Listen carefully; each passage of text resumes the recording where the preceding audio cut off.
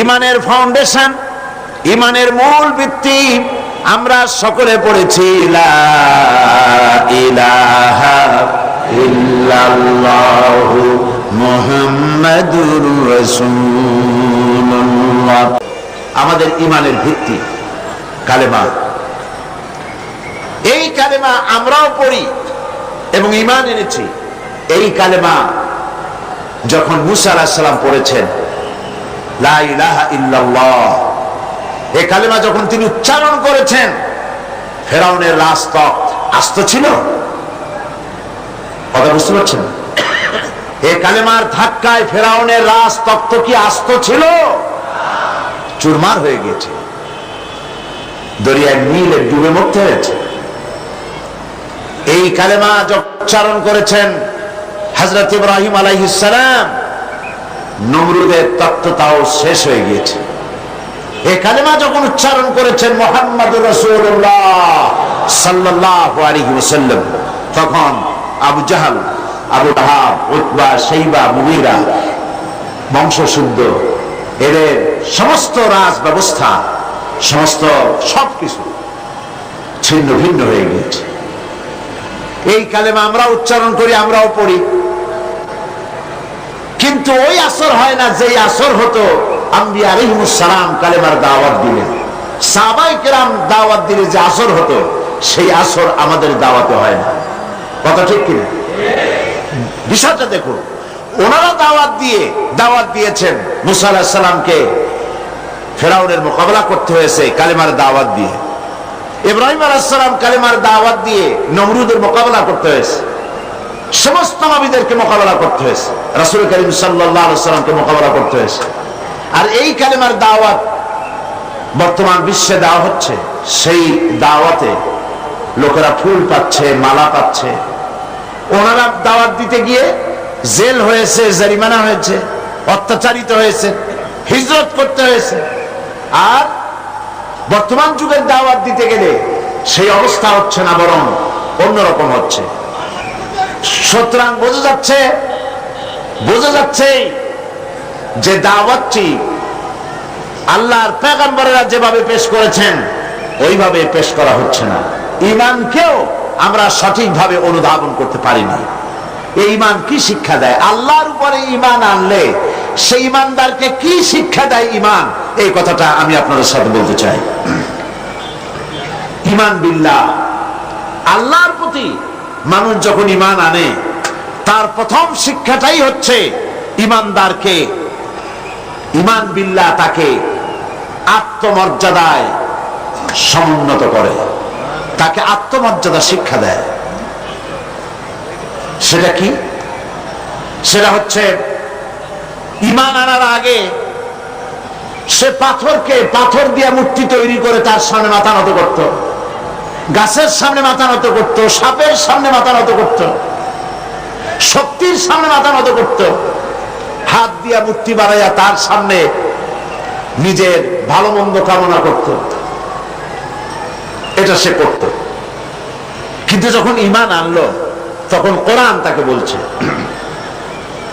ঈমানদার ব্যক্তিকে কোরআন শিখালো, ইন্নাল্লাযীনা তাদউনা মিন দুনিল্লাহি ইবাদুন আমসালুকুম।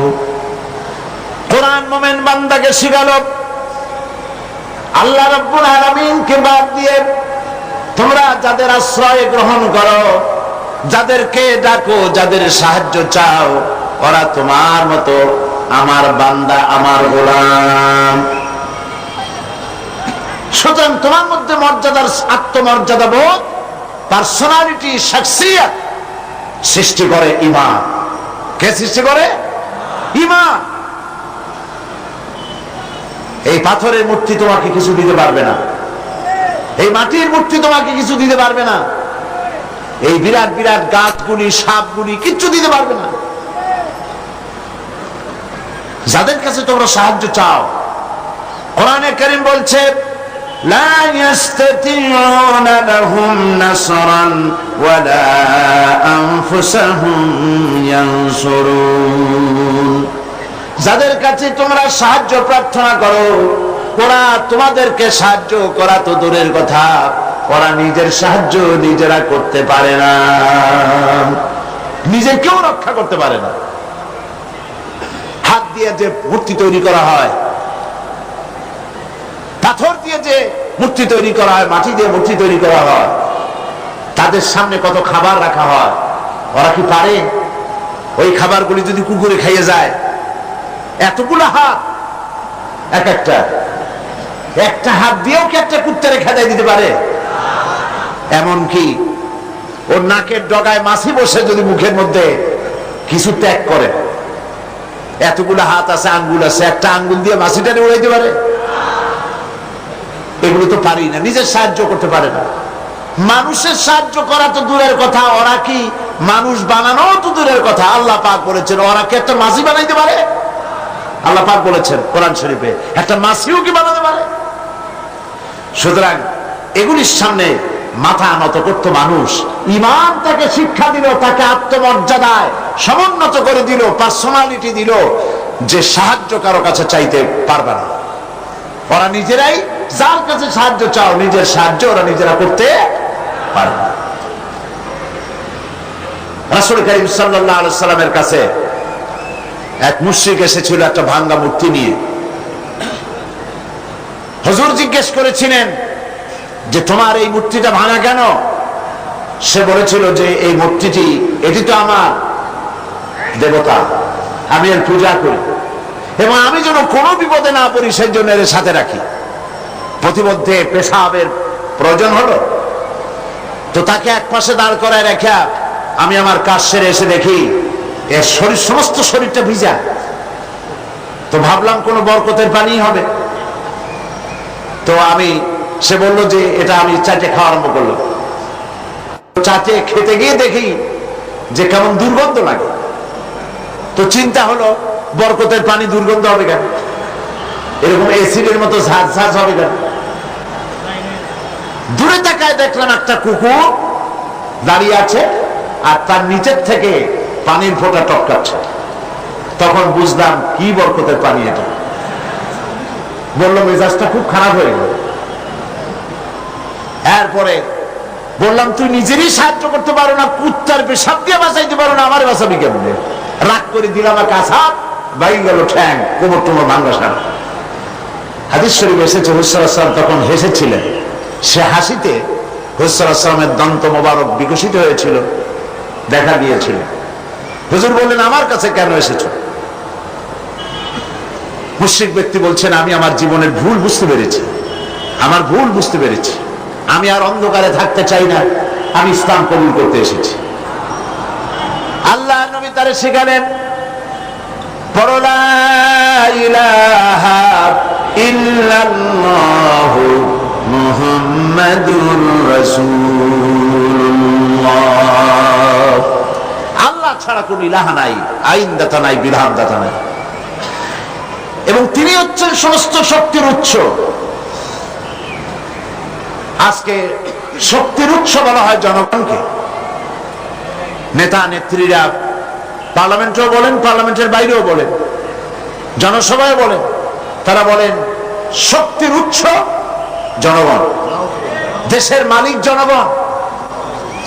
আল্লাহ পাক বলছেন লিল্লাহি মা ফিস সামাওয়াতি ওয়া মা ফিল আরদ, আসমান এবং জমিনের একচ্ছত্র মালিকানা কার? আল্লাহ। আল্লাহর নাম নিলে কি লজ্জা করে? গুনাহ হবে? তো জোরে বলতে পারেন না কেন? আসমান এবং জমিনের একচ্ছত্র মালিকানা কার? সার্বভৌমত্বের মালিক আল্লাহ। আর ওরা বলছে সার্বভৌমত্বের মালিক হলো জনগণ। সম্পূর্ণভাবে মুশরিকানা কথা, শিরক, এই ধারণা পোষণ করা। দেশের মালিক জনগণ নয়, এটা মিথ্যে কথা, বাজে কথা। এবং জনগণ কখনো ক্ষমতার উৎস হতে পারে না। আল্লাহ পাকের কোরআন শরীফের সাথে সম্পূর্ণ বিপরীতমুখী কথা। আল্লাহ পাক কি বলছেন? আল্লাহ রাব্বুল আলামিন বলছেন আন্নাল কুওয়াতা লিল্লাহি জামিআ, সমস্ত ক্ষমতা একচ্ছত্র মালিক, ক্ষমতার উৎস কে? আল্লাহ। আল্লাহ সুবহানাহু ওয়া তাআলা, তিনি হচ্ছেন ক্ষমতার মালিক। আল্লাহ পাক আরো বলেন, ওয়ামা লাকুম মিন দুনিল্লাহি মিন ওয়ালিয়্যিন ওয়ালা নাসীর। তোমাদের জন্য আল্লাহ ছাড়া কোনো সাহায্যকারী নাই, এবং তিনি একমাত্র, তিনি ছাড়া তোমাদের কোনো পৃষ্ঠপোষক নাই, সাহায্যকারীও কেউ নাই, পৃষ্ঠপোষকও কেউ না। কত রাষ্ট্র শাসক গোমরা বেদাতপন্থী ফকিরদের কাছে গিয়ে মুড়ি ধরল, ক্ষমতা যখন চলে গেল সে বেদাতপন্থী ফকির তারা বাঁচাইতে পারল না। আমি নাম নিলাম না। সুতরাং তোমাদের কোনো পৃষ্ঠপোষক নাই, আল্লাহ ছাড়া কোনো বন্ধু নাই, অলি নাই, মনিব নাই, কেউ নাই সাহায্যকারী। কে ছাড়া?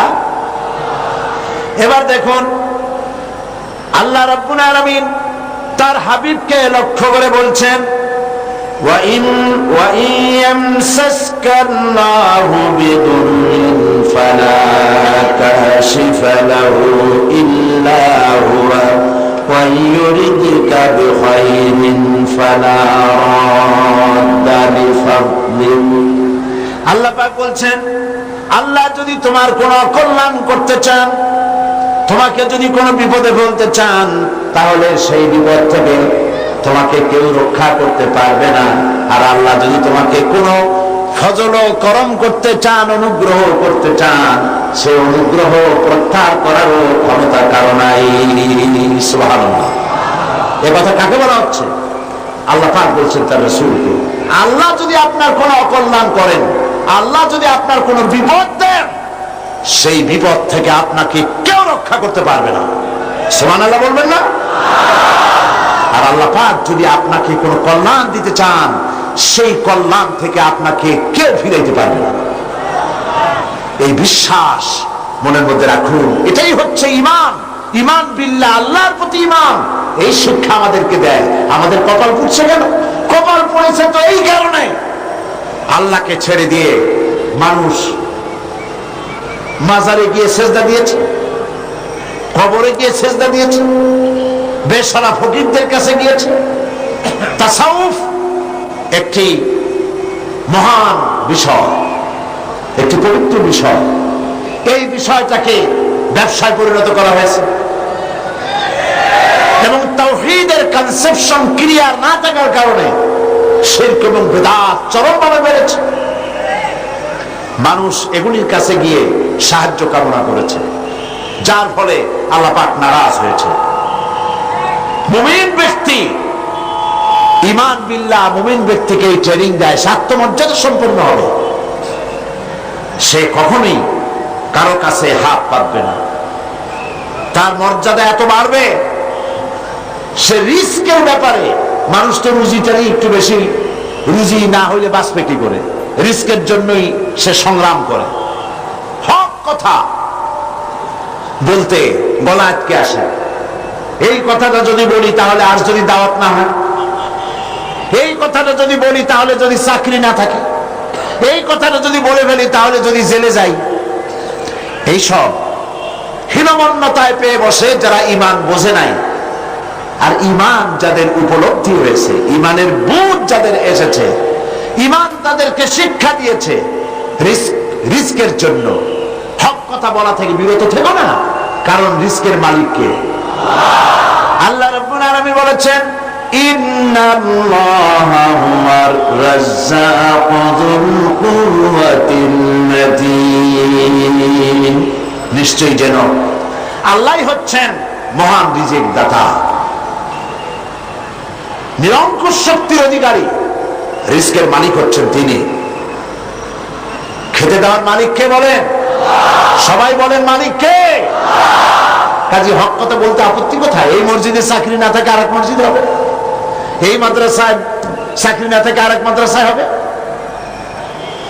এই চাকরি ছাড়া আল্লাহ আপনারা খাওয়াইতে পারবে না, এটা বিশ্বাস করেন নাকি? তাহলে হক কথা বলতে আপত্তি কোথায়? হক কথা বলার লোকের সংখ্যা কমে গিয়েছে, কথা ঠিক কিনা? হক কথা বলা হচ্ছে না বলেই তো সাহস পাচ্ছে ইসলাম বিরোধীরা, সাহস পাচ্ছে নাস্তিক আর মুরতাদেরা। আল্লাহ রাব্বুল আলামিন কোরআনে কারীমের মধ্যে বলেছেন, ওয়ামা মিন দাব্বাতিন ফিল আরদি ইল্লা আলাল্লাহি রিজকুহা। এই পৃথিবীর বুকে এমন কোন বিচরণশীল জীব নাই যেই জীবের রিস্কের দায়িত্ব আমি আল্লাহ বা নিজ হাতে উঠাই নেই নাই। বিশ্বাস হয় না? এত বড় কথা, সমস্ত প্রাণীর রিস্কের দায়িত্ব কার হাতে? কার হাতে? আমার দেশে সরকার আছে, পৃথিবীর প্রত্যেকটা দেশে সরকার আছে, আছে না? সরকারবিহীন দেশ আছে কিনা আমি জানি না, সব দেশেই সরকার আছে।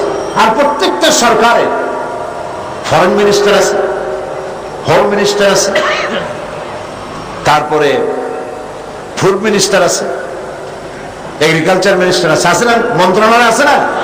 এর মধ্যে একটা মন্ত্রণালয় হলো খাদ্য মন্ত্রণালয়, ঠিক কিনা? এই খাদ্য মন্ত্রণালয় একজন মন্ত্রীও আছে, আছে না? খাদ্য মন্ত্রণালয় একজন মন্ত্রী আছে, একটা সরকার আছে। তারপরেও মানুষ না খাইয়ে মরে, মরে কিনা? না খাইয়ে মরে কিনা?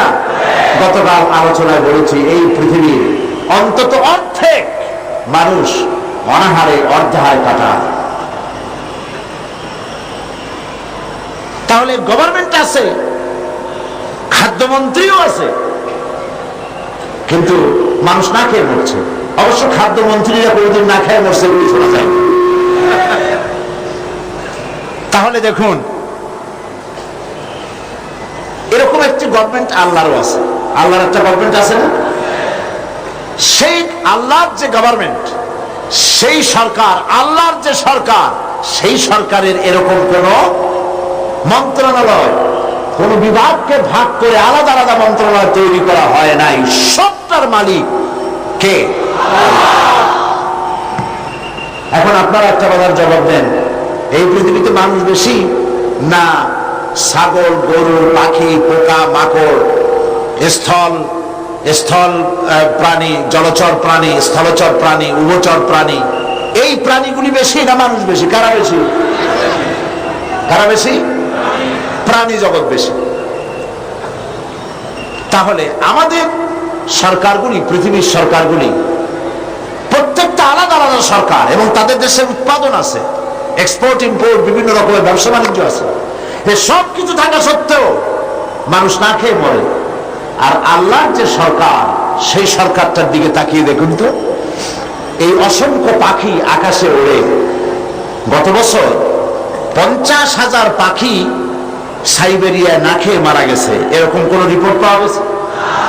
অন্তত 40,000 লোকটাফিস না খেয়ে মরে ভাসে উঠছে চট্টগ্রামের কর্ণফুলীতে। এরকম কোন আপনারা কোন নমুনা পেয়েছেন? আপনার সুন্দরবনের ভেতরে হাজার হাজার বাঘ আর হরিণ ক্ষুধার জ্বালায় না খেয়ে মারা গেছে, এরকম কোন রিপোর্ট পাওয়া গেছে? পাওয়া যায়নি। কারণ এই গভর্নমেন্ট কে চালায়? আল্লাহ পাক চালায়। সকলকে খেতে দেয়, সকলকে খেতে দেয়।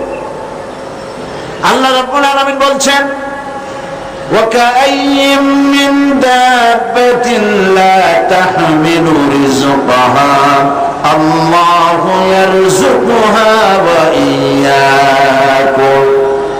কোন জীবই নিজের সঙ্গে খাদ্য সংগ্রহ করে নিয়ে আসে নাই।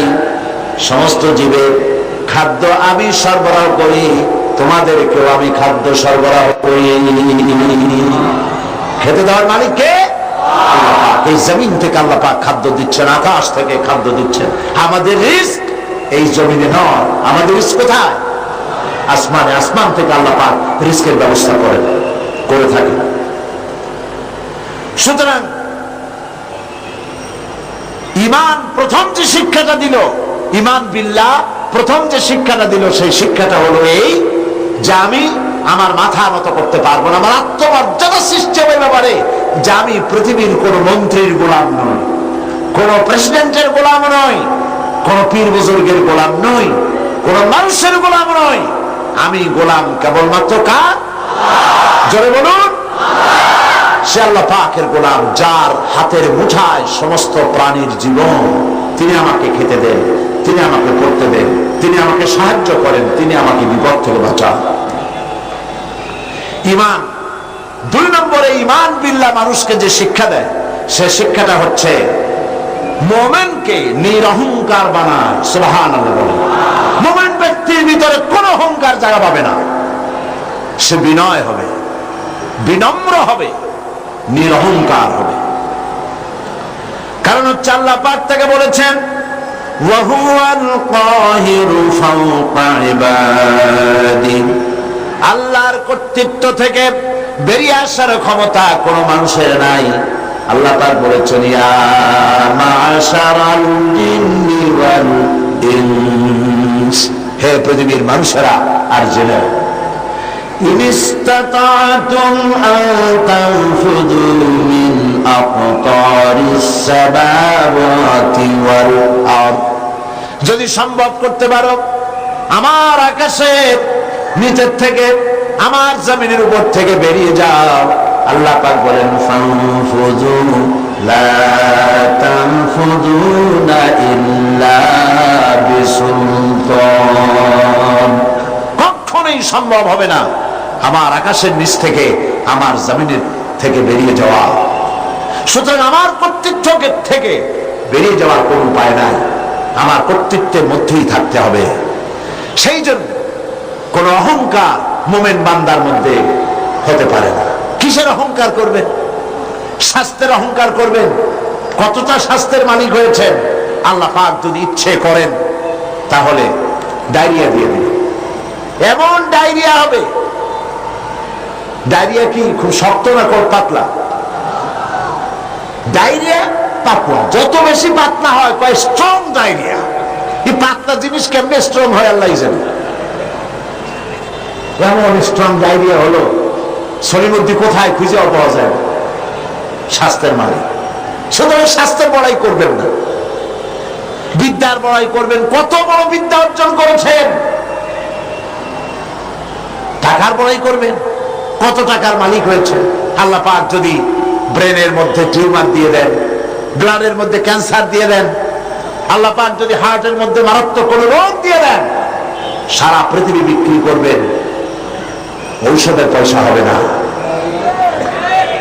আপনি তো জানেন না কত বড় নিয়ামত ভোগ করছেন।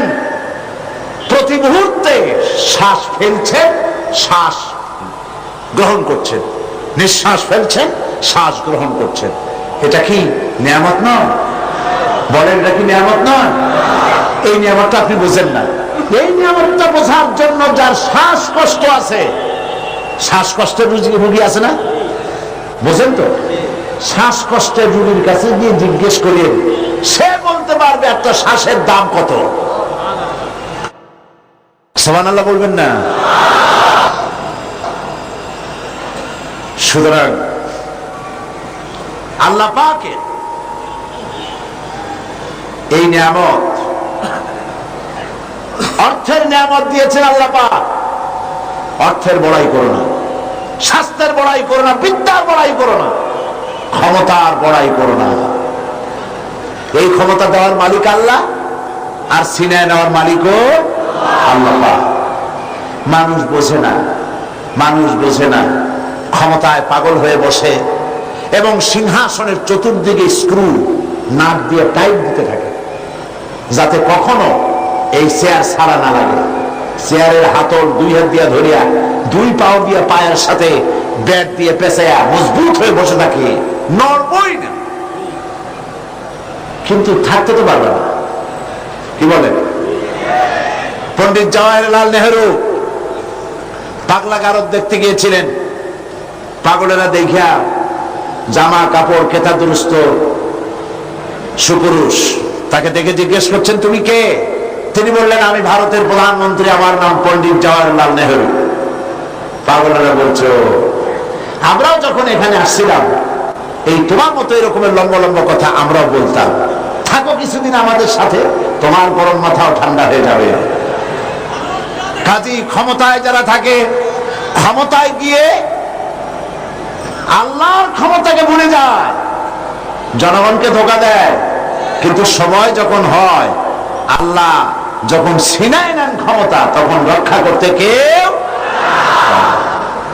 এই জন্য মুমিন ব্যক্তির দ্বিতীয় নম্বরের শিক্ষা হচ্ছে মুমিনকে ঈমান বিল্লাহ, তাকে বিনয় এবং বিনম্র হওয়ার শিক্ষা প্রদান করে।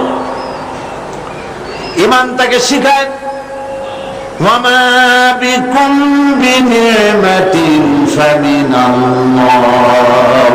আল্লাহ পাক বলেন, যে নিয়ামতই তোমরা লাভ করেছো আল্লাহ পাকের পক্ষ থেকে, আল্লাহর নিকট থেকেই তা এসেছে। সুতরাং অহংকার করো না। আল্লাহ পাক নিষেধ করেছেন।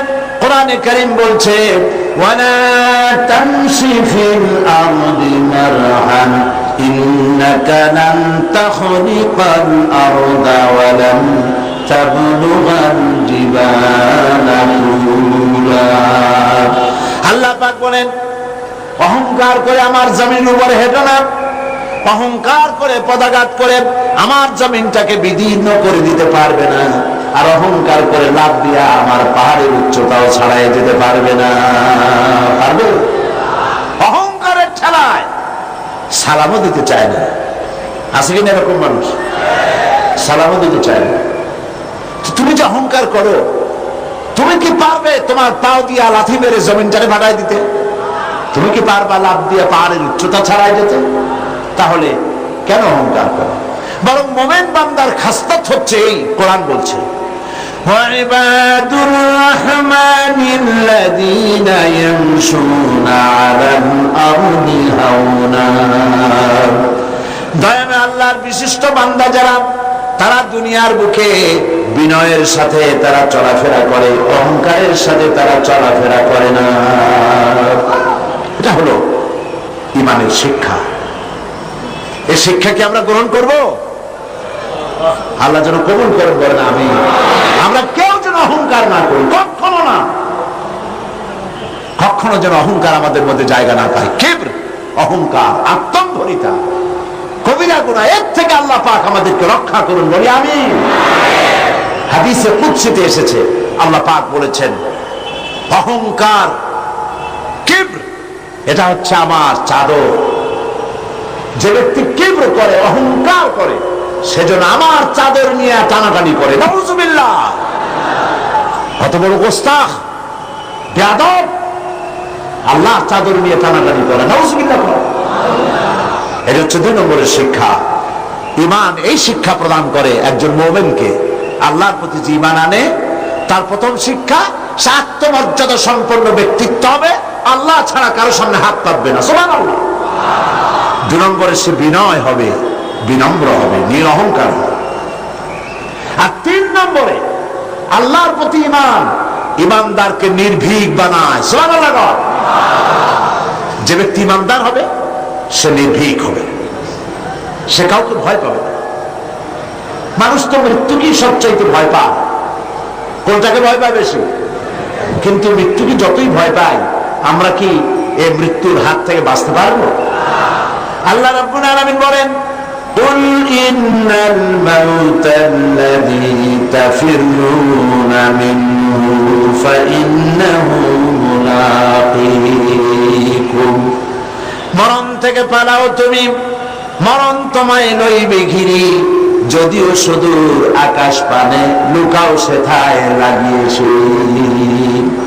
হে মহারোগের ঔষধ নাই, হে মহারোগের চিকিৎসক নাই, নাই সে ঔষধ জগতে, খুঁজিয়া কাতর হইলে কি হবে, পারিবে না তারে ফিরাতে। আকাশে গিয়ে যদি সিঁড়ি লাগে, আকাশে গিয়েও যদি কেউ লুকায়, মৃত্যুর থেকে বাঁচার কোনো পথ নাই। মৃত্যু এক অবধারিত মহাসত্য, এ মৃত্যু হবেই। সুতরাং এই ক্ষণস্থায়ী জীবনকে কেন সেই অনন্ত জীবনের জন্য উৎসর্গ করে দিবেন?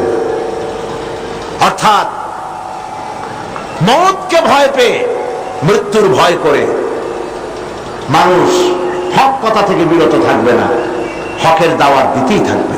যেহেতু মৃত্যু তার নির্ধারিত সময় আসবেই। এই মৃত্যুর হাত থেকে যখন, একটি সবচাইতে বড় কথা বলি, রাসূল করিম সাল্লাল্লাহু আলাইহি ওয়াসাল্লামের চাইতে শ্রেষ্ঠ মানুষ আকাশের নিচে জমিনের উপরে হয়েছে কখনো? হবে কখনো? তার চাইতে শ্রেষ্ঠ আল্লাহর মাহবুব আর কি কেউ আছে? তারই যখন মৃত্যু হয়েছে, তিনি যখন ইন্তেকাল করেছেন, তাহলে কেউ কি বাঁচতে পারবে? এই মৃত্যুর হাত থেকে বাঁচার কোনো পথ নাই। সেই জন্য মুমিন বান্দাকে তার জীবন তৈরি করতে হবে ঈমানের উপরে। আল্লাহ রাব্বুল আলামিন বলেছেন, ইন্নাল্লাহা আশতারা মিনাল মুমিনিনা আনফুসাহুম ওয়া আমওয়ালাহুম বিআন্না লাহুমুল জান্নাহ। আল্লাহ পাক বলেন, আমি আমার মুমিনের জান এবং মালকে খরিদ করে নিয়েছি, বিনিময় আমার মুমিন বান্দাকে আমার জান্নাত দিয়ে দিয়েছি, বেহেশতটা দিয়ে দিয়েছি আমার মুমিন বান্দাকে, তার জান আর মাল আমি কিনে নিয়েছি। এই জন্য মুমিন বান্দার এই চিন্তা থাকা দরকার যে আমার ভালো মন্দ সবকে করবে, বলেন তো সবাই? খাইরিহি ওয়া শাররিহি মিনাল্লাহি তাআলা। ভালো আর মন্দ কে কার তরফ থেকে আসে? আল্লাহর পক্ষ থেকে আসে। আপনারা বিশ্বাস করুন, কোন ব্যক্তি ফু দিয়ে আপনার জীবনকে আপনাকে সৌভাগ্যবান বানায় দেবে, অথবা কেউ ফু দিয়ে আপনার জীবনকে হতভাগ্য বানায় দেবে, এই বিশ্বাস কখনো করবেন না। আপনার ভালো আমার ভালো, আমার মন্দ আপনার মন্দ, আমাদের সকলের ভালো মন্দের একমাত্র মালিক ঈমানের কথা। ঈমান বিল্লাহ মানুষকে এই শিক্ষা দেয়, ওয়ামা হুম বিদাররিনা বিহি মিন আহাদিন ইল্লা বিইজনিল্লাহ।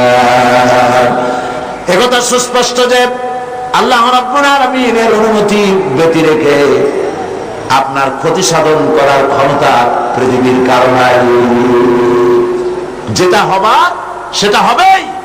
আল্লাহ আপনার জন্য যেটা নির্ধারণ করে রেখেছেন এটা হবেই। আল্লাহ নির্ধারিত কোন জিনিস থেকে বাঁচবার কোন উপায় মানুষের নাই।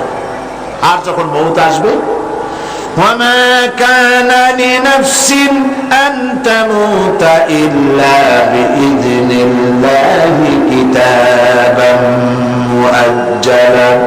কোন প্রাণী আল্লাহর অনুমতি ছাড়া মরতে পারবে না, যেহেতু তার সুস্পষ্ট কিতাবের মধ্যে লেখা রয়েছে নির্ধারিত সময় ছাড়া কোন জায়গায়, কোন মাঠে, কোন জায়গায় মানুষের মৃত্যু হবে কেউ জানে না, নির্ধারিত কিতাবের মধ্যে তা লিপিবদ্ধ রয়েছে। সুতরাং ঈমান মানুষকে এই শিক্ষা প্রদান করে, আল্লাহর প্রতি ঈমান, যে মৃত্যুর ভয় করে হক থেকে ফিরে থাকতে পারবেন না। ঈমান বিল্লাহ মানুষের মধ্যে আশার সৃষ্টি করে, ভরসার সৃষ্টি করে, সে কখনো হতাশ হয় না। আল্লাহ রাব্বুল আলামিন মানুষকে নিরাশ হতে নিষেধ করেছে, লা তাকনাতু মির রাহমাতিল্লাহ। হতাশা এক ধরনের কুহুরি, নিরাশ হওয়া কুহুরি। এই জন্য আল্লাহ পাক নিরাশ হতে নিষেধ করেছে। মুমিনের ভিতরে আল্লাহ পাক আশাবাদ সৃষ্টি করেন, এটা হলো ঈমানের দাবি। আল্লাহ পাক কোরআনে কারিমে বলেছেন, ওয়ামান ইয়াকনুত মির রাহমাতি রাব্বিহি ইল্লা যাল্লুন। আল্লাহর রহমত থেকে কেবলমাত্র পথভ্রষ্ট লোকেরাই হতাশ হয়, নিরাশ হয়, আর কেউ নিরাশ হয় না। আল্লাহ পাকের রহমত থেকে নিরাশ হওয়া ঈমানের পরিপন্থী। এই জন্য ঈমানদার লোকেরা যখন রোগাক্রান্ত হয় তখন সে নিরাময়তার দিক থেকে ভেঙে পড়ে না, হতাশ হয় না, কারণ আল্লাহর প্রতি ঈমান তাকে বলে, আল্লাযী খালাকানি ফাহুয়া ইয়াহদিন। তিনি আমাকে সৃষ্টি করেছেন আর তিনি আমাকে পথ প্রদর্শন করেছেন। ওয়াল্লাযী হুয়া ইউতঈমুনি ওয়া ইয়াসকিন। আর তিনি আমাকে আহার করান, তিনি আমাকে পান করান। ওয়াইযা মারিতু ফাহুয়া ইয়াশফিন। আর আমি যখন অসুস্থ হই তখন আমাকে রোগমুক্ত করে দেন আল্লাহ রাব্বুল আলামিন। অসুস্থ হলে আমাকে রোগমুক্ত কে করেন? আল্লাহ রাব্বুল আলামিন। হযরত আইয়ুব আলাইহিস সালাম 18 বছর পর্যন্ত রোগাক্রান্ত থাকলেন। আমাদের মধ্যে অনেক মানুষ রোগাক্রান্ত হয় না? আমাদের প্রত্যেকেরই রোগ ব্যাধি মাঝে মধ্যে হয় না, হয় না? অনেক মানুষ আছে অসুখ হলে বলে এত নামাজ রোজা আমি করি আর রোগ আমার ছাড়া কেউ চলে যাবে, এত ভালো ভালো কাজ করি তারপরে আমার অসুখ হয়, আমার ছেলেমেয়ে মরে। এটা কেমন কথা? রোগ ব্যাধি এটাও আল্লাহর নিয়ামত, তন্দুরুস্তিও নিয়ামত, রোগ ব্যাধিও নিয়ামত। তবে আল্লাহর কাছে বলতে হবে, আল্লাহ রোগ ব্যাধির নিয়ামত তন্দুরুস্তির নিয়ামত দিয়া বদলায় দাও, আমাকে তন্দুরুস্তি দান করে যাতে করে আমি ইবাদত করতে পারি। হযরত আইয়ুব আলাইহিস সালাম 18টি বছর পর্যন্ত রোগ ভোগ করার মধ্যে যখন শরীরের ভিতরে পোকা জমে গেল, জিহ্বায় যখন পোকা শুরু হয়েছিল, তখন তিনি বলেছিলেন, রব্বুল আলামিন এতদিন কোনো কথা বলি নাই, এখন আমার জিহ্বায় পোকা ধরেছে, আয় আল্লাহ পাক তুমি দয়া করে আমার জিহ্বায় পোকা দিও না, কারণ আমার জিহ্বায় যদি পোকা হয়ে যায় তাহলে তুমি আল্লাহ তোমার জিকির আমি কি দিয়া করব? আল্লাহ পাকের কাছে বললেন, আন্নী মাসানি আদ-দুর ওয়া আনতা আরহামুর রাহিমিন। আল্লাহ আমি অসুস্থ হয়ে পড়েছি আর তুমি হচ্ছ পরম করুণাময় দাতা এবং দয়ালু, আমাকে রোগ মুক্ত করে দাও। এটা না বলে তিনি খুব কায়দা করে বললেন, যায় আল্লাহ আমি অসুস্থ আর তোমার নাম রহমান রহিম। আল্লাহ রাব্বুল আলামিন তার দোয়া কবুল করলেন, আল্লাহ পাক তাকে শুনিয়ে দিলেন। আল্লাহ পাক বলছেন, ফাকাশাফনা মা বিহি মিন দুররিন ওয়া আতাইনাহু আহলাহু ওয়া মিসলাহুম মাহুম রাহমাতাম মিন ইনদিনা। আমি তার কষ্ট দূর করে দিলাম এবং তাকে কেবল তার পরিজনই ফেরত দিলাম না, বরং তার সঙ্গী সাথী যারা ছিল তাদেরকেও আমি ফেরত দান করে দিলাম। আল্লাহ পাক হযরতে আইয়ুব আলাইহিস সালামকে 18 বছর রোগ শোক ভোগ করার পর পূর্ণ সুস্থতা দান করে দিলেন। কোরআন শরীফে নজির এই সব ঘটনা আল্লাহ উল্লেখ করেছেন এই জন্য, যাতে করে আপনাদের কাউকে হতাশায় পেয়ে না বসে। হতাশ হওয়া এটা ঈমানের পরিপন্থী। এবার দেখুন হযরত ইয়াকুব আলাইহিস সালাম প্রাণ প্রিয় সন্তান হযরত ইউসুফ আলাইহিস সালামকে তিনি হারিয়ে ফেলেছেন। হযরত ইউসুফকে হারাইয়া হযরত ইয়াকুব কিন্তু হতাশ হয়ে যান নাই, বরং তিনি বলেছেন, আল্লাহ হযরত ইয়াকুব আলাইহিস সালামের কথাকে কোরআন শরীফে কোট করে দিলেন, ফাসাবরুন জামিলুন আসাল্লাহু আইয়াতিয়ানি বিহিম জামিআ ইন্নাহু হুয়াল আলিমুল হাকীম। ধৈর্য ধারণ করাই উত্তম। ফাসাবরুন জামিল, উত্তম ধৈর্য ধারণ করলাম, এটাই উত্তম। হয়তো শীঘ্রই আল্লাহ পাক আমাকে আমার সন্তানকে আমার নিকট ফিরিয়ে দিবেন, এই কথা তিনি হতাশ হন নাই, বরং আল্লাহর প্রতি তিনি আশাবাদ ব্যক্ত করেছেন। আর আল্লাহ পাক তার এই দোয়া কবুল করেছেন। হযরত ইউসুফ আলাইহিস সালামকে তার পিতার কাছে আল্লাহ ফিরিয়ে দিয়েছেন, দেন নাই? কি বলেন, দেন নাই আল্লাহ পাক? হযরত ইউনূস আলাইহিস সালাম মাছের পেটের মধ্যে চলে গেলেন, মাছ তাকে গিলে ফেলল। ইউনূস আলাইহিস সালামকে গিলে মাছ নদীর অতল তলদেশে চলে গেছে, বাঁচার কোনো পথ নাই। মাছের পেটের ভিতরে দরজা নাই, জানালা নাই, ছিদ্র নাই, বেরোতে পারেন এমন কোনো জায়গা নাই। আল্লাহ পাক হযরত ইউনূসের এই ঘটনা বলতে গিয়ে কোরআনে কারীমের মধ্যে বলছেন, ওয়াযান্নুন ইয যাহাবা মুগাদিবান ফাযান্না আন লান নাকদিরা আলাইহি فنادى في الظلمات أن لا إله إلا أنت سبحانك إني كنت من الظالمين। মাছের পেটের ভেতরে বসে হযরত ইউনূস আলাইহিস সালাম চিৎকার দিলেন। কি বললেন? পড়েন আমার সাথে সবাই মিলে, লা ইলাহা ইল্লা আনতা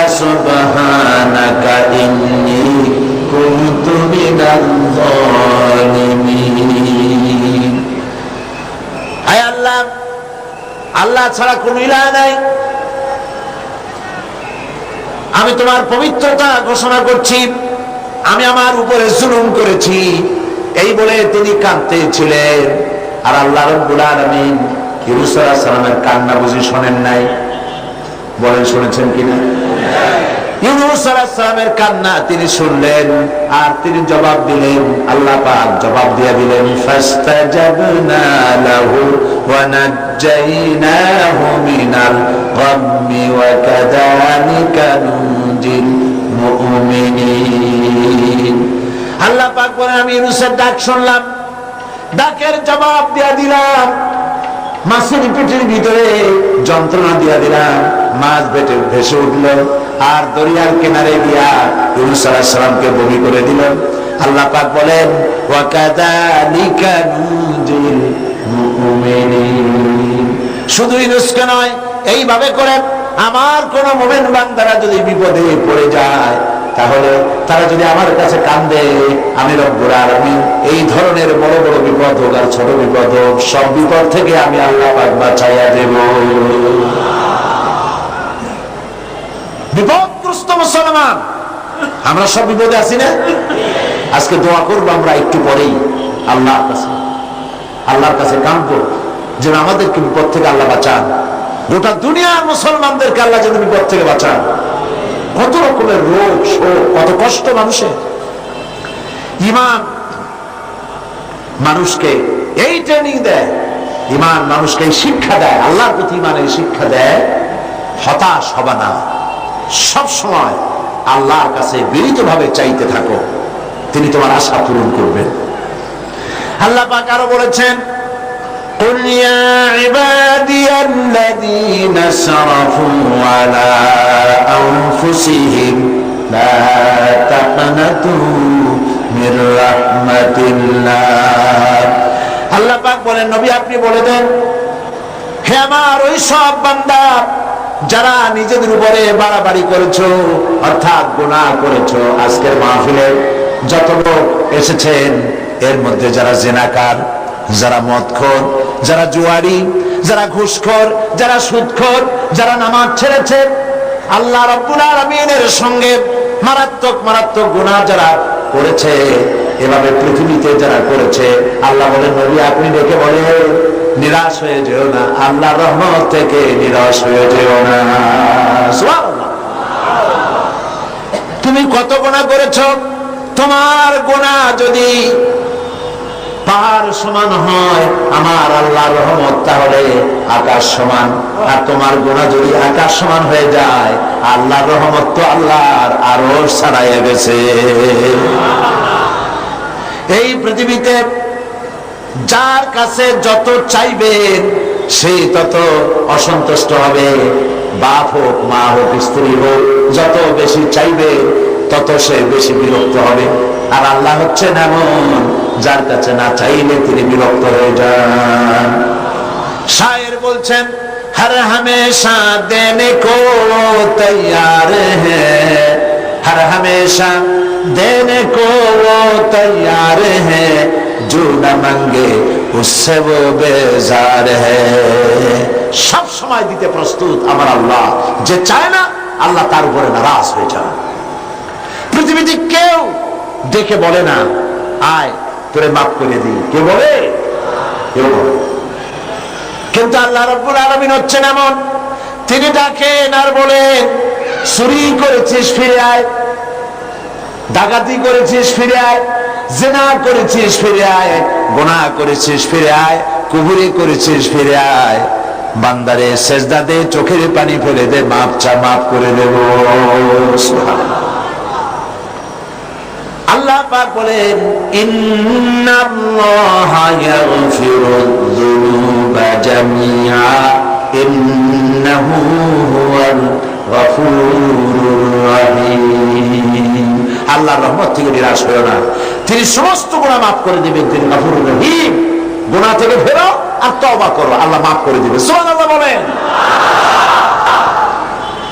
আল্লাহ পাক আরো বলেন, ওয়াইদা সালাকা ইবাদি আন্নী ফাইন্নী কারীব।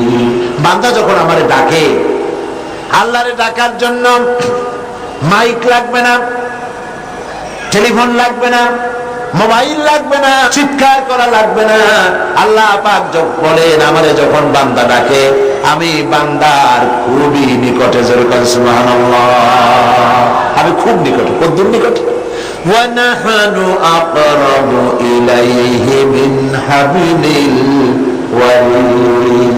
তোমার যে রগের, যেই রগের উপরে তোমার মাথাটা খাড়া আছে, এই রগের চাইতে আমি আল্লাহ তোমার বেশি নিকটে। বান্দা যখন একবার অন্তরের অন্তঃস্থল থেকে, মনের গহীন কন্দর থেকে একবার যখন ডাক দেয় আল্লাহ,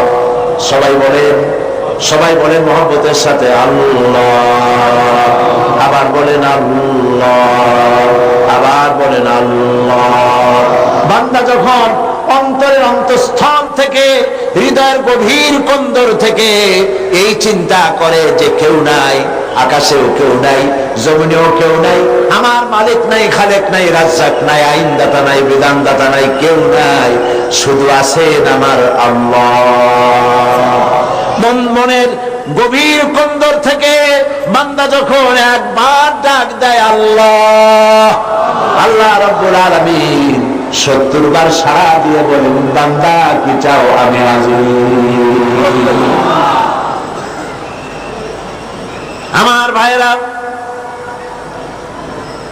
মানুষ যখন গুনাহ করে, আল্লাহ পাক গুনাহগারদের জন্য বলেছেন, ওয়া মাইয়ামাল সুআন আও ইয়াযলিম নাফসাহু সুম্মা ইস্তাগফিরিল্লাহা ইয়াজিদিল্লাহা গফুরার রহিমা। কেউ যদি কোনো অন্যায় কাজ করে, পাপ কাজ করে, কিংবা নিজের উপরে জুলম করে বসে, আর এরপরে সেই লোক যদি আল্লাহর কাছে তওবা করে, গুনাহ থেকে মাপ চায়, আল্লাহ পাক বলেন সে আল্লাহকে গফুরুর রহিম হিসাবে পেয়ে যাবে। গুনাহ করেছো, মাপ চাও, ক্ষমা চাও, আল্লাহ আর গুনাহ করবো না, মাফ করে দাও। আল্লাহ বলেন মাফ করে দিব। সুবহানাল্লাহ। আল্লাহর কারবারটাই ভিন্ন রকম। কিরকম? আপনি দেশে লক্ষ্য করবেন, যদি কেউ চুরি করে, ডাকাতি করে, চুরি করে, ডাকাতি করে, অন্যায় করে ধরা পড়ল, 6 মাসের জেল হয়ে গেল, জেলের থেকে বেঁচে গেল, জেল থেকে মুক্তি পেল, কিন্তু থানায় অপরাধীদের খাতায় নামটা লেখা থেকে গেল। আবার অপরাধ করলো, আবার জেলে গেল, আবার মুক্তি হলো। জেলে যতবার যাবে ততবার মুক্তি হবে, কিন্তু থানায় যে ব্ল্যাক লিস্ট আছে তার থেকে নামটা বাদ যাবে না। ঠিক কিনা? থানায় অপরাধীর খাতায় বারবার তার নাম উঠতে থাকবে। কিন্তু আল্লাহ রাব্বুল আলামিনের কারবার ভিন্ন। মানুষ গুনাহ করলো, আল্লাহর ফেরেশতার ওই কালো খাতায়, ব্ল্যাক লিস্টে লোকটার নাম লেখা হয়ে গেল।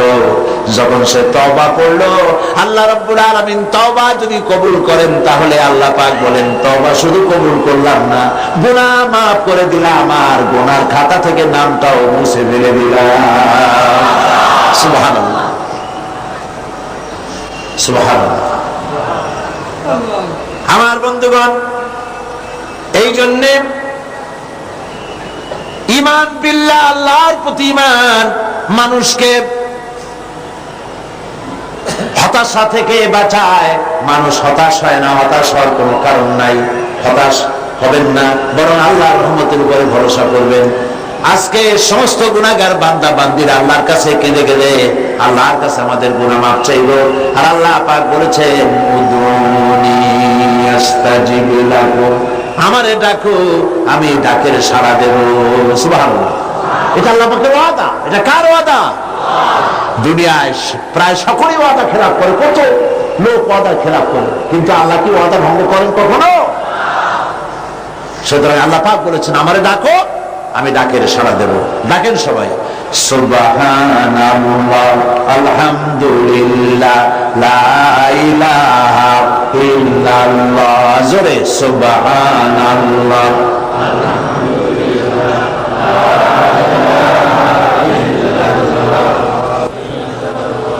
সুবহানাল্লাহ, আলহামদুলিল্লাহ, লা ইলাহা ইল্লাল্লাহ। সুবহানাল্লাহ, আলহামদুলিল্লাহ, লা ইলাহা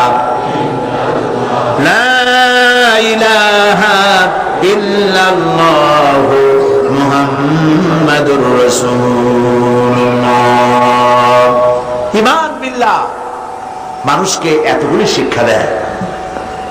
5 নম্বরে 4টি শিক্ষা বলেছি, মোট 6টি শিক্ষা বলবো ইনশাআল্লাহ। বলি ইনশাআল্লাহ। 5ম নম্বরে ঈমান বিল্লাহ মানুষকে যে শিক্ষাটা দেয় সেটা হলো কঠোর কঠিন বিপদে অবিচল থাকতে সাহায্য করে। সুবহানাল্লাহ। বিপদে সে ঘাবড়ে যায় না। আল্লাহর উপরে মানুষের ঈমান বিপদে ধৈর্য ধরার মতো শক্তি দান করে। যেহেতু শত্রুতা, বিপদ আপদ, ক্ষয় ক্ষতি ইত্যাদি আসবে, আর যারা দ্বীনের কাজ করে, আল্লাহর দ্বীনের দায়ী যারা, তাদের বিপদ আরো বেশি। যারা দ্বীনের কাজ করে,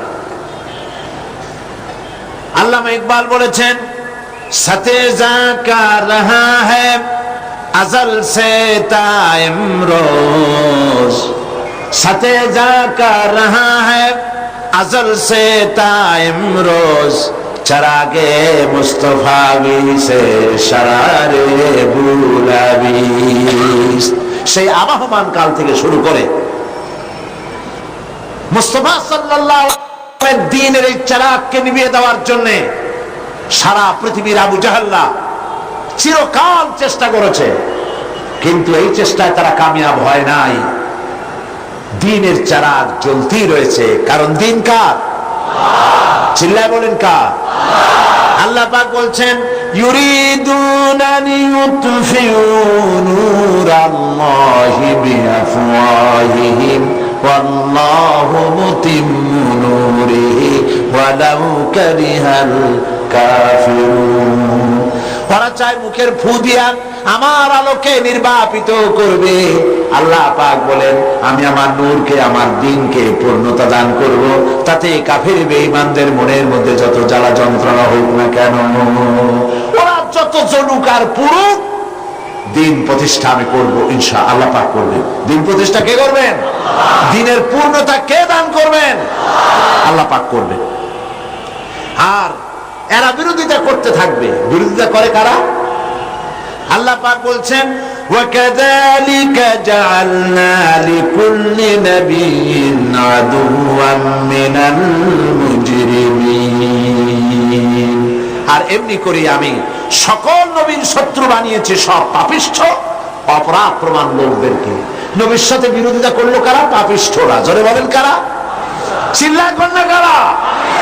আল্লাহ পাক কোরআন শরীফ বলেছেন যে নবীদের বিরোধিতা করেছে সব পাপীরা, অপরাধ প্রবণতায় লিপ্ত এই পাপিষ্ঠরাই নবীদের বিরোধিতা করেছে। আর আজকে ইসলামী আন্দোলনের বিরোধিতা করে নেককার লোকেরা, নাকি?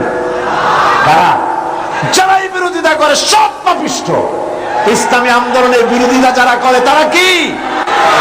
চিল্লায় কও, তারা কি? কঠিন বিপদে আর কঠিন মুসিবতে ধৈর্য ধারণ করা দৃষ্টান্ত নবীগণ আমাদেরকে দেখায় গেছেন। আল্লাহর নবীরা ধৈর্য দেখায় গিয়েছেন। আজ এই পবিত্র রাতে শিক্ষা গ্রহণ করার তৌফিক আল্লাহ আমাদের দান করুন বলি আমিন। যত বিপদ আসুক, আল্লাহ রাব্বুল আলামিন হযরত মূসা আলাইহিস সালামের ঘটনা তুলেছেন। কত বড় বিপদ দেখো। فلما ترى الجمعان قال أصحاب موسى إنا لمدركون। যখন নাকি মূসা আলাইহিস সালামের সাথীরা দেখতে পেল ফেরাউন এবং তার দলবল 3 দিক থেকে আক্রমণ করেছে, একদিকে দরিয়ায় নীল, আর একদিকে, আর 3 দিক থেকে শত্রুরা ঘেরাও করেছে, তখন তারা বলছে আমরা পাকড়াও হয়ে গেছি, আমাদের তো আর উপায় নাই, এখন আমাদেরকে মেরে ফেলা হবে। আল্লাহ পাক হযরতে মূসার কথা কোট করে শোনাচ্ছেন। হযরতে মূসা বললেন, ক্বালা কাল্লা ইন্না মা'য়া রাব্বি সায়াহদিন। কখনো নয়, অবশ্যই আল্লাহ আমাদেরকে পথ দেখায় দিবেন। সুবহানাল্লাহ। চিন্তা করেছেন 3 দিক থেকে আক্রান্ত, সারাশি আক্রমণ। ফেরাউন তিন দিক থেকে আক্রমণ করেছে, একদিকে দরিয়ার, তিন দিকে কি ফেরাউনি সৈন্য, পালাবার রাস্তা আছে? সেই জায়গায় পয়গম্বর কি বলছে? অবশ্যই আল্লাহ আমাদের পথ দেখাবে। পালাবার যেখানে কোনো পথ নাই সেইখানে আল্লাহর পয়গম্বর বলছেন আল্লাহ পথ দেখাবেন। সঙ্গে সঙ্গে রব্বুল আলামিন কোরআনে কারিমে এই ঘটনা শোনাচ্ছেন, ফাআওহাইনা ইলা মূসা আনিদরিব বিআসাকাল বাহরা ফানফালাকা ফাকানা কুল্লু ফিরকিন কাত্তাউদিল আযীম। সহসা সমুদ্র দীর্ঘ হয়ে গেল। আল্লাহ পাক বললেন, হাতের লাঠি দিয়ে পানির উপরে আঘাত করো, পানি ফেড়ে গেল, দরিয়ার ভিতরে 12টা রাস্তা হয়ে গেল, আর এক একটা দেওয়াল পাহাড়ের মতো করে খাড়া হয়ে গেল। ওয়ানজাইনা মূসা ওয়া মান মাআহু আজমাইন। এই রাস্তা দিয়া আমি মূসা এবং তার দলবলকে পার করে দিলাম। সুম্মা আগরাকনাল আখারিন। আর ফেরাউনের দলবলকে চুবাইয়া শেষ করে দিলাম। সুবহানাল্লাহ। হযরত মূসার এই বিপদ থেকে কে বাঁচালেন? আল্লাহ পাক। দুনিয়ার সব মুসলমান মুমিনদেরকে কথা বলছেন, আল্লাহর প্রতি ঈমান আনার অর্থ এটাই, বিপদ আসুক, মুসিবত আসুক, যাই আসুক, অবিচল দৃঢ়তার সাথে বুক ফুলায় দাঁড়ায় থাকো এবং আল্লাহর কাছে সাহায্য কামনা করো। হযরত হুদ আলাইহিস সালামের বিরুদ্ধে গোটা সমাজ লেগে গেল। হযরত হুদ গোটা রাষ্ট্রকে বললেন, ফাকিদুনি জামিআ সুম্মা লা তুনজিরুন। তোমরা সকল রকমের চক্রান্ত করো, আমার বিরুদ্ধে ষড়যন্ত্র করো, আর আমাকে এতটুকু অবকাশ দিও না। ইন্নী তাওয়াক্কালতু আলাল্লাহি রাব্বি ওয়া রাব্বিকুম। আমি ভরসা করেছি সেই আল্লাহর উপরে যিনি তোমাদের রব আর আমারও রব। অতএব তোমরা যত পারো আমার বিরুদ্ধে ষড়যন্ত্র চালাও। এই সাহসিকতা দেখিয়েছিলেন হযরত হুদ আলাইহিস সালাম। মুমিন বান্দাদেরকে এই সাহস থাকা দরকার। সমস্ত রকমের বাতিল, জাহিলি, তাগুতি, সমস্ত শক্তির অন্যায়ের বিরুদ্ধে দাঁড়াতে হবে। আর ঝড়ের মতো, টর্নেডোর মতো যত বিপদ আসুক, ইন্না কায়দা শায়তানি কানা দাঈফা। শয়তানের চক্রান্ত আসলে দুর্বল। শয়তানের চক্রান্ত আসলে কি? দুর্বল। কে বলতেছেন? আল্লাহ বলতেছেন দুর্বল। আপনি সবল মনে করবেন কেন? আপনারা কি সবল মনে করেন? সুতরাং আল্লাহ পাককে সবচাইতে শক্তিশালী মনে করতে হবে। এবার রাসূল করিম সাল্লাল্লাহু আলাইহি ওয়াসাল্লাম এর অবস্থা দেখুন। এর শিক্ষা এটা, ভয় পেও না। সমস্ত বিপদের মোকাবেলা করতে হবে সাহসিকতার সাথে। একথা ঘোষণার সঙ্গে সঙ্গে আল্লাহ পাক বলেন, ফাআনজালাল্লাহু সাকিনাতাহু আলাইহি ওয়া আইয়াদাহু বিজুনুদিন লাম তারাওহা। আল্লাহ পাক তখন আল্লাহ তার মনে গভীর শান্তি, স্বস্তি এবং প্রশান্তি দান করে দিলেন। আর এমন সৈন্য পাঠালেন যেই সৈন্য দিয়ে সাহায্য করলেন যাকে তোমরা দেখতে পাও নাই। এই সাহায্য করেছেন আল্লাহ পাক। এভাবে আল্লাহ পাক বিপদে আপদে মুসলমানদেরকে চিরকাল সাহায্য করেছেন। সেই সাহায্যের ঘটনা আমি এখানে আনতে চাই না। আমার মূল বক্তব্য ছিল যে আল্লাহ পাকের উপরে ঈমান আনলে পরে সেই ঈমান এই ট্রেনিং দেয়। সর্বশেষ ঈমান, আল্লাহর প্রতি ঈমান মানুষকে 6 নম্বরে যে উপকারটা করে, যে ট্রেনিংটা দেয়, সেটা হলো নৈতিক সংশোধন এবং কর্মের শৃঙ্খলার শিক্ষা দেয়। ঈমান, ঈমান বিল্লাহ। আল্লাহ পাকের প্রতি যারা ঈমান আনে, সেই ঈমান মানুষকে এমন ভাবে তৈরি করে দেয়, তার আখলাক ভালো হয়, তার চরিত্র ভালো হয়। এই কারণে যে আল্লাহ রাব্বুল আলামিন তাকে বলেছে, ইন্নাল্লাহা লা ইয়াখফা আলাইহি শাইউন ফিল আরদি ওয়ালা ফিস সামা। আল্লাহ পাক বলেন, নিঃসন্দেহে আসমান এবং জমিনের ভিতরে কোন জিনিস আল্লাহর কাছে গোপনীয় নাই। এই কথা কি আমরা বিশ্বাস করি? না, করি না। বিশ্বাস করলে কি এই দুরবস্থা হয়?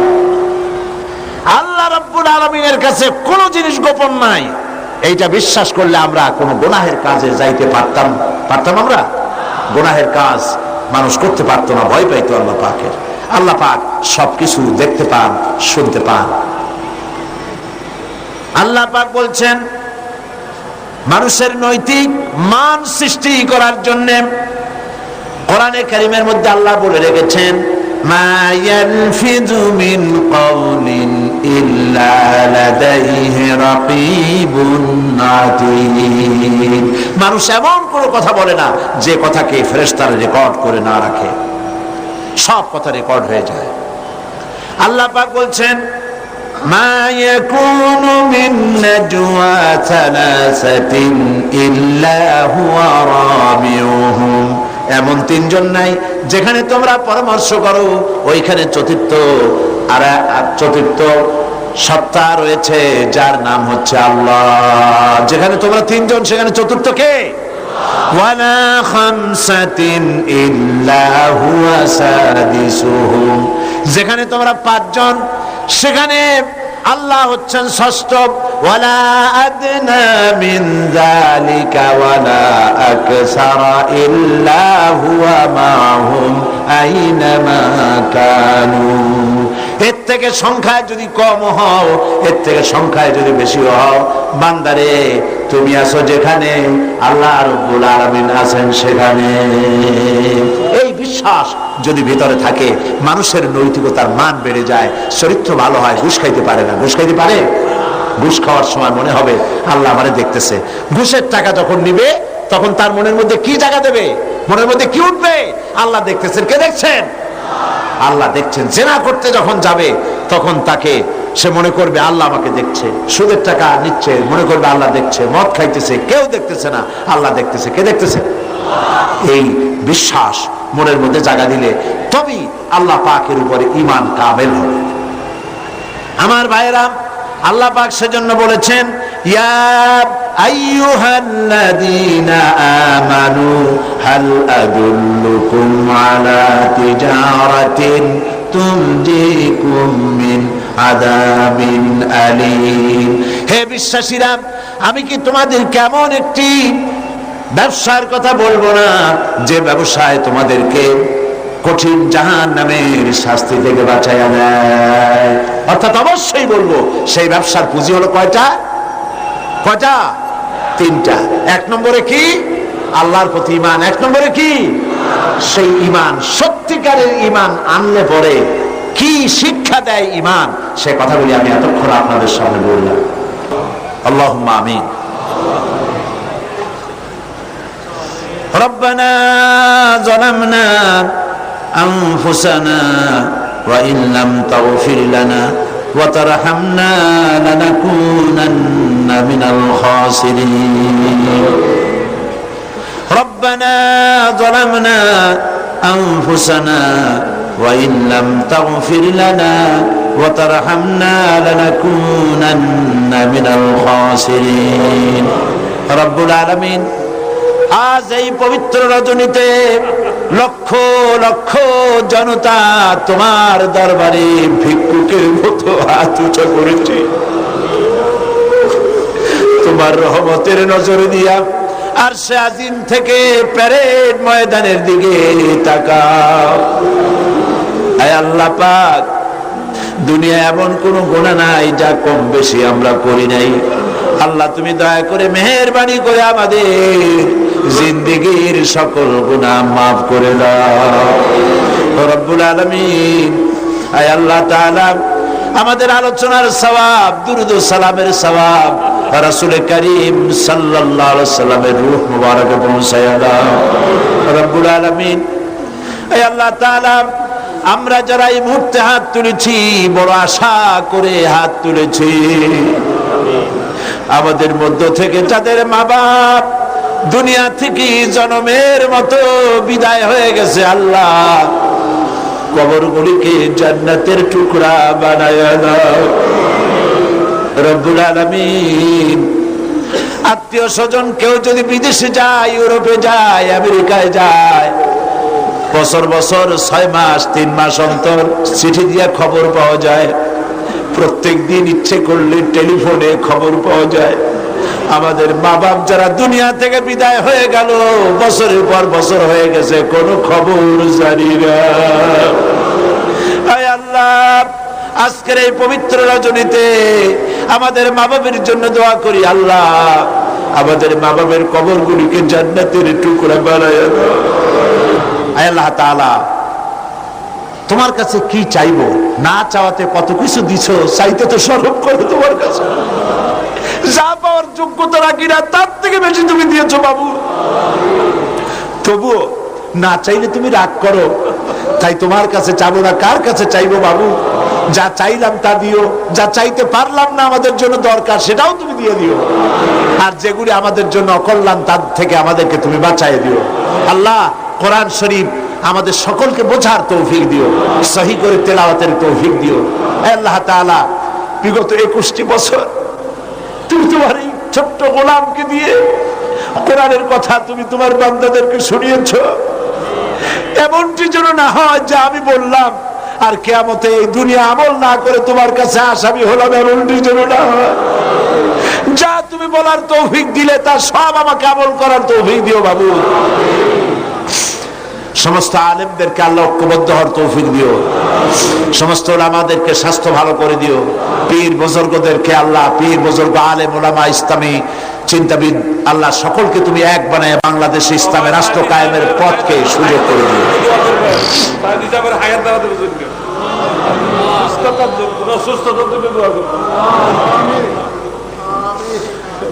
আল্লাহ পাক আমাদের স্ত্রী, আমাদের সন্তান, আমাদের ছেলে মেয়ে সবাইকে হিদায়াত করো আল্লাহ, সবাইকে নামাজি বানাও, সকলকে দিনদার বানাও, সকলকে পরেশগার বানাও।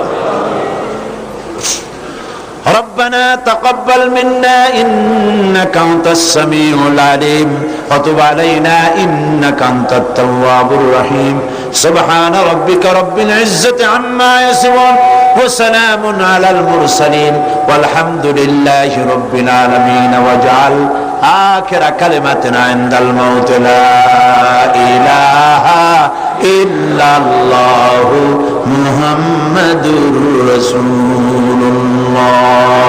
السلام عليكم ورحمة الله।